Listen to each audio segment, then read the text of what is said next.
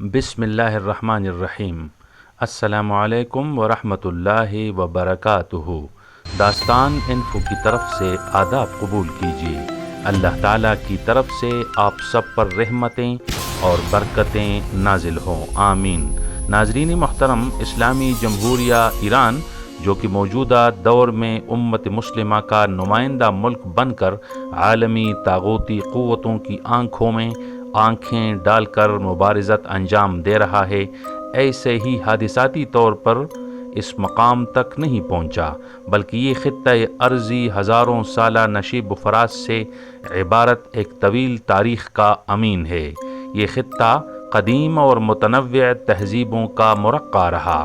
اس سرزمین کو کئی مرتبہ سپر پاور ہونے کا اعزاز بھی حاصل رہا۔ ناظرین کرام، ہماری آج کی ڈاکومنٹری ایران کی قدیم و جدید تاریخ کی موضوع پر مبنی ہے، مگر آپ سے التماس ہے کہ ہمارا چینل سبسکرائب کریں اور بیل آئیکن پریس کریں۔ آپ سب کا بے حد شکریہ۔ ناظرین واجب القدر، موجودہ ایران 16,50,000 مربع کلومیٹر پر مشتمل ملک ہے، جس کی سرحدیں مشرق میں افغانستان اور پاکستان، مغرب میں عراق اور ترکی، شمال مغرب میں آذربائیجان اور آرمینیا، شمال میں بحیرہ قزوین اور ترکمانستان، اور جنوب میں خلیج عمان اور خلیج فارس سے ملتی ہیں۔ قدیم ایران یا فارس کی وسعت کا اندازہ اس بات سے لگایا جا سکتا ہے کہ اناطولیہ سے لے کر دریائے سندھ اور کاکیشیا سے لے کر یوریشیا تک اس کی سرحدیں پھیلی ہوئی تھیں۔ قدیم ایران کی تاریخ آریاؤں کی آمد سے شروع ہوتی ہے۔ آریاؤں نے 11 صدی قبل مسیح کو میدی ریاست کی بنیاد رکھی۔ اسی مناسبت سے مغربی اور شمالی ایران کا درمیانی علاقہ میدیا کہلایا۔ میدیائی قبائل نے دیوسس کی قیادت میں اپنی ریاست تشکیل دی تھی، جو 550 قبل مسیح تک قائم رہی۔ اس ریاست کا صدر مقام دیائی کو تھا، جو موجودہ ہمدان شہر ہے۔ آخری میدیائی حکمران استاگس کی حکومت کا خاتمہ سائرس دی گریٹ کے ہاتھوں ہوا۔ سائرس دی گریٹ نے ہخامنشی سلطنت کی بنیاد رکھی۔ یہ وہی سائرس ہیں جسے مولانا ابوالکلام آزاد ذوالقرنین قرار دیتے ہیں۔ سائرس نے 539 قبل مسیح کو بابل پر قبضہ کر کے عبادت گاہوں کو بحال کیا اور یہودیوں کو فلسطین میں دوبارہ آباد کیا۔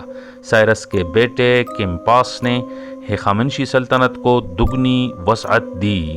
پھر دارا نے 490 قبل مسیح کو اسے پھیلا کر 75 لاکھ مربع کلومیٹر پر محیط کر لیا۔ دارا نے کئی بار یونان پر حملہ کر کے اپنی سلطنت میں شامل کرنا چاہا، مگر وہ ناکام رہا۔ 332 قبل مسیح کو سکندر اعظم کی موت کے بعد اس کے مقبوضہ سلطنت کو 3 جرنیلوں میں تقسیم کیا گیا۔ بیشتر ایشیائی علاقے بشمول فارس سیلوکس کے تحت آئے۔ پھر جب سیلوکس حکمرانوں کے درمیان خانہ جنگی شروع ہوئی تو پارتھی حکمران مہرداد اول نے آرمینیا، خوزستان، بابل اور فارس پر قبضہ کر لیا۔ پارتھی سلطنت کا زوال شروع ہوا تو ایک ایرانی پروہت کے نواسے اورتشیر نے پارتھی سلطنت کے آخری بادشاہ کو شکست دے کر ساسانی سلطنت کی داغ بیل ڈال لی۔ ساسانی دور میں ایرانی قومیت کی احیاء ہوئی۔ زرتشت مذہب کو ریاستی مذہب قرار دیا گیا۔ ساسانی افواج کو 633 عیسوی میں حضرت خالد بن ولید اور سعد بن ابی وقاص نے قادسیہ کی جنگوں میں شکست دی۔ 651 عیسوی تک تبرستان اور ماوراء النہر کو چھوڑ کر باقی تمام ایران عربوں کے زیر تسلط آ گیا۔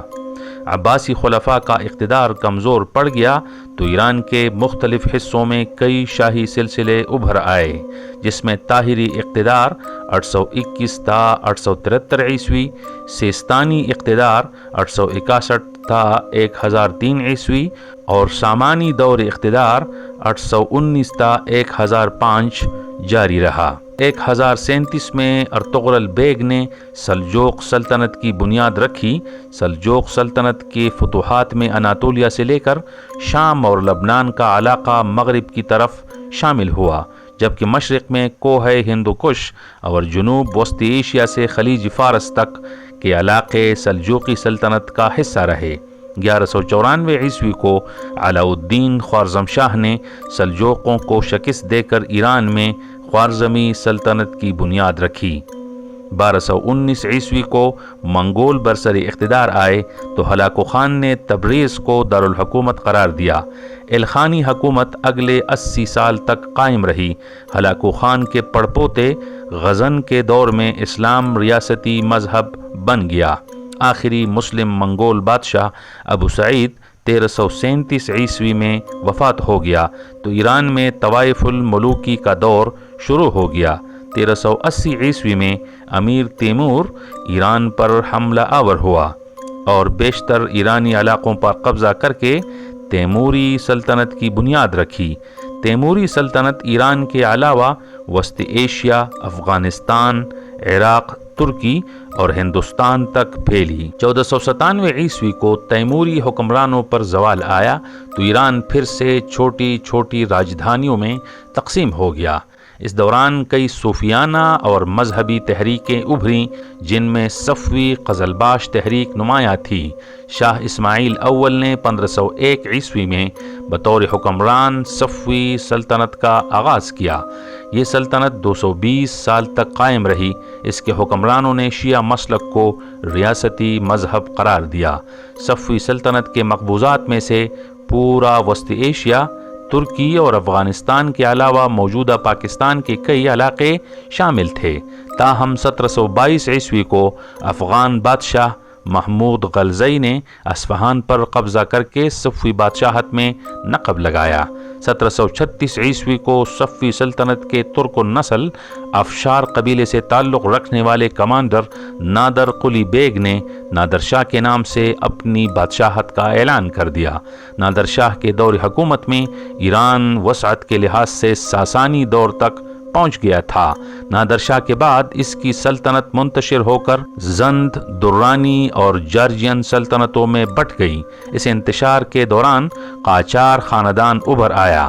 قاجاروں نے 1796 سے 1925 عیسوی تک ایران پر حکومت کی۔ محمد خان قاجار نے جنوبی ایران، مشہد، کاکیشیا، جارجیا، داغستان، غازان اور شیروان کو اپنی سلطنت کا حصہ بنایا۔ تاہم 1826 سے 1828 عیسوی تک روس ایران جنگ کے دوران بہت سے علاقے قاجاروں کے ہاتھوں سے نکل گئے۔ روس کی پیش رفت روکنے کے لیے برطانیہ نے یہاں گریٹ گیم کی ابتدا کر دی۔ 1921 عیسوی کو ایک فوجی کمانڈر رضا خان نے قاجار خاندان کی حکومت کے خلاف بغاوت کی۔ رضا خان نے آخری قاجار حکمران احمد شاہ کو معزول کر کے رضا شاہ پہلوی کے نام سے اپنی بادشاہت کا اعلان کر دیا۔ ستمبر 1941 عیسوی کو اس کا بیٹا محمد رضا شاہ بادشاہ بن گیا۔ رضا شاہ پہلوی انتہائی لبرل اور دین مخالف شخص تھا۔ تاہم ہر فرعون را موسیٰ کے مصداق امام خمینی نے ایرانی بادشاہی نظام کے خلاف تحریک شروع کر دی۔ تاہم شاہ ایران نے آپ کو جلاوطن کر دیا۔ اپنی 16 سالہ جلاوطنی کے دوران امام خمینی ایران میں شہنشاہیت کے خلاف بھرپور تحریک چلاتے رہے، یہاں تک کہ 1979 میں شاہی ایران کا تختہ الٹ دیا گیا۔ امام خمینی 1 فروری 1979 کو وطن واپس لوٹے۔ آپ نے 10 سال تک ایران کے رہبر معظم یعنی سپریم لیڈر کے طور پر فرائض انجام دیے، یہاں تک کہ 1989 میں آپ حرکت قلب بند ہونے کی وجہ سے وفات پا گئے۔ آپ کے جنازہ میں 1 کروڑ سے زیادہ افراد نے شرکت کی تھی۔ امام خمینی کے بعد آیت اللہ علی خامنائی ایران کے رہبر معظم ہیں۔ ایران اور امریکہ کے تعلقات 1980 میں ٹوٹنے کے بعد دوبارہ کبھی بحال نہیں ہو سکے۔ جولائی 2001 کو امریکہ نے ایران اور لیبیا پر پابندیاں لگائی۔ جنوری 2002 کو جارج بش نے ایران کو ایکسس آف ایول یعنی بدی کا محور قرار دیا۔ اس وقت ایران مغربی قوتوں کی جانب سے جوہری پروگرام، دہشت گردی، تشدد پسند گروہوں کی سرپرستی اور دیگر الزامات کا نشانہ بنا ہوا ہے۔ ایران نے عالمی سامراجی طاقتوں کی طرف سے پابندیوں، سازشوں اور دھمکیوں کے بدلے میں خود کفالت کی پالیسی اپنائی ہے۔ ایران نے کئی عشروں کی محنت کے بعد ایٹمی ٹیکنالوجی، نینو ٹیکنالوجی، کلوننگ اور میڈیکل کے ساتھ ساتھ دفاعی شعبوں اور ایروسپیس میں بے پناہ ترقی کی۔ 1979 عیسوی میں اسلامی انقلاب کے بعد اسرائیل کے وجود اور حیثیت کے متعلق ایرانی پالیسی اور موقف نہایت واضح رہا، اور ابھی تک اپنی اس موقف پر قائم ہے کہ اسرائیل کا وجود فلسطین کے سرزمین پر غیر قانونی ہے۔ ایران فلسطینی انتفاضہ کا بھرپور حامی ہے اور آزادی پسند مسلح تنظیموں کی مدد بھی کرتا ہے۔ دنیا کے دانشور اور ماہرین اس بات پر حیران ہیں کہ اتنی ساری دشمنیوں میں گھرنے، پابندیوں کی زد میں رہنے اور اسرائیل کے خلاف مسلح تنظیموں کی مدد کرنے کے باوجود ایران ترقی کے منازل طے کرتے ہوئے کیسے ایک کامیاب ریاست کے طور پر قائم ہے۔ حریت پسند گروہوں اور اسرائیل کے درمیان 23 میں شروع ہونے والے جنگ کا 1 سال پورا ہوا ہے، اور اس جنگی صورتحال میں ایران کا ایک واضح کردار بھی نظر آ رہا ہے۔ ابھی پچھلے جمعہ یعنی 4 اکتوبر کو ایران نے ایٹمی تجربات بھی کیے، جس کے متعلق خیال کیا جاتا ہے کہ یہ تجربات نہایت کامیاب ثابت ہوئے ہیں۔ مشرق وسطیٰ کے ماہرین کا تجزیہ ہے کہ اس سے مشرق وسطیٰ میں طاقت کا توازن بحال ہو جائے گا اور اسلامی جمہوریہ ایران کا دفاع ناقابل تسخیر ہونے میں مدد ملے گی۔ تو ناظرین، کیسی لگی آج کی ڈاکومنٹری؟ اگر پسند آئی ہو تو لائک کریں اور کمنٹ سیکشن میں اپنی رائے بھی رقم کریں۔ انشاءاللہ اسی طرح کی ایک اور ڈاکومنٹری کے ساتھ آپ کی خدمت میں پھر حاضر ہوں گے۔ اجازت دیجیے، اللہ نگہبان۔